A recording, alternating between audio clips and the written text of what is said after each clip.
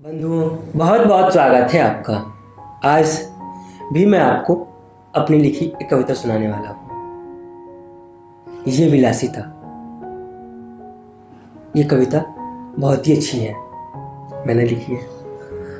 पर इस कविता में मैंने बहुत सी बातों को छूने का प्रयास किया है। ठीक है, तो आइए सुनाता हूँ आपको अपनी लिखी इस कविता को। ठीक है, सुनिएगा और बताइएगा कैसी लगी आपको मेरी लिखी कविता ये विलासिता। ठीक है, ये विलासिता। एक बात पूछूं, आपने कभी एक पेड़ को कटते देखा है? हाँ, आपने कभी एक पेड़ को कटते देखा है? और देखने के बाद आपके मन में क्या ख्याल आया होगा? आपने क्या सोचा था? या पे कल्पना ही कर लीजिए कि आपने एक पेड़ को कटते देखा है और उसके बाद आपके मन में क्या चल रहा है उस पेड़ के प्रति, आसपास के वातावरण के प्रति, खुद के प्रति क्या चल रहा है मन में। बस ऐसी ही कुछ बातें इस कविता में मैंने लिखा है। तो क्या है? आज भी गुम रही, पुनः चुप्पी थमी रही। आज भी गुम रही, पुनः चुप्पी थमी रही। बेशक आह की ही होगी। जब हमें एक खरोच लगती है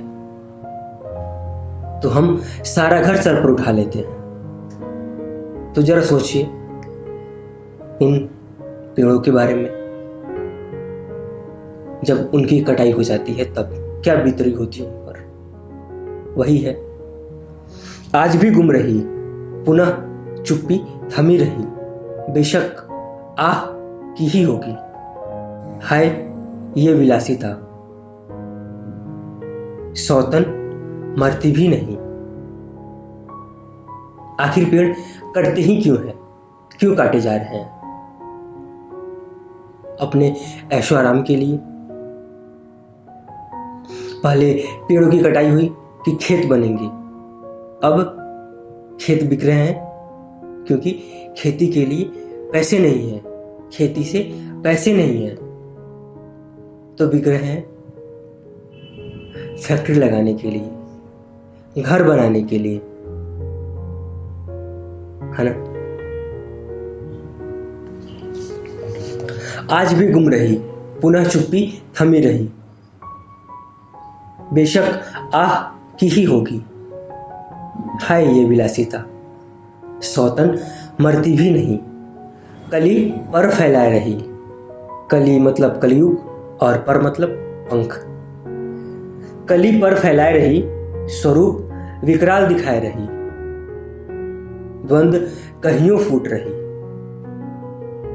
अब इससे ऐसे समझे, हमने पेड़ तो काट दिया, अब क्या होगा? एक पेड़ के कटने से कितना कुछ नुकसान होता है ये मैं बताऊं और तब आप जाने, ये तो जरूरी नहीं।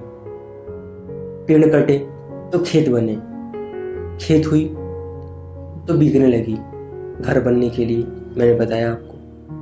तो यही बात है कि हम कर तो रहे हैं आज, पर इसका प्रभाव अभी नहीं, कुछ दिन के बाद दिखता है।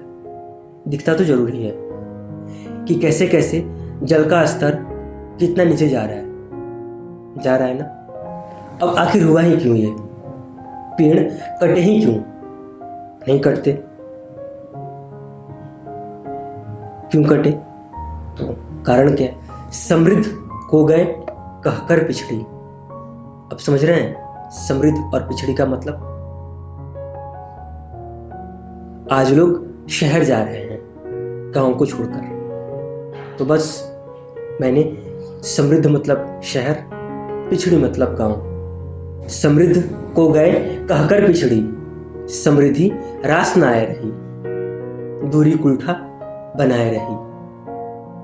न जाने कितने लोग शहर जाते हैं, दिल्ली मुंबई जाते हैं ना, और पता क्या चलता है? जिस तरह से वो आज रह रहे हैं उस शहर में, पता नहीं कितने पैसों के लिए, उससे बहुत अच्छे से वो गांव में रह रहे होते हैं। एक अच्छा सा घर होता है, 2-3 वक्त की भोजन होती है, सब होता है। और शहर में न सोने को बिस्तर, न पीने को पानी, खाने को भोजन की तो बात ही ना करें। होता है ना, सब होता है, सबको पता है, फिर भी लोग जाते हैं गांव को छोड़कर बस 2 पैसों के लिए। अब शहर जाने के बाद गांव का क्या होता है? पिछड़ी बहुते इतराए रही, पिछड़ी बहुते इतराए रही, इतनी पिछड़ी कितनी पिछड़ी, कमबख्त इल्म बिल्कुल ना रही। होती है ना। अब सब लोग शहर जाएंगे तो गांव में रहेगा कौन? मेरा ही गांव है। लगता है 10 घरों के बाद एक घर में कोई रहता हो। गांव की गलियां शांत रहती हैं। ऐसा हो सकता है, होता है, मेरा गांव है, गांव की गलियां शांत रहती हैं। लगता है वहां कोई है ही नहीं। तो यही बात है, सबकी गलती है। अगर गांव में की गलियां शांत है तो कहीं ना कहीं कारण मैं भी हूं, बिल्कुल। पिछड़ी बहुते इतराए रही, इतनी पिछड़ी कितनी पिछड़ी, कमबख्त इल्म बिल्कुल ना रही। अब क्या हुआ? शहर तो चले गए और पता चला क्या, इससे अच्छा तो गांव ही था। कम से कम 2 वक्त की भोजन तो चैन से कर लेते हम। होती है ना, बिल्कुल होती है।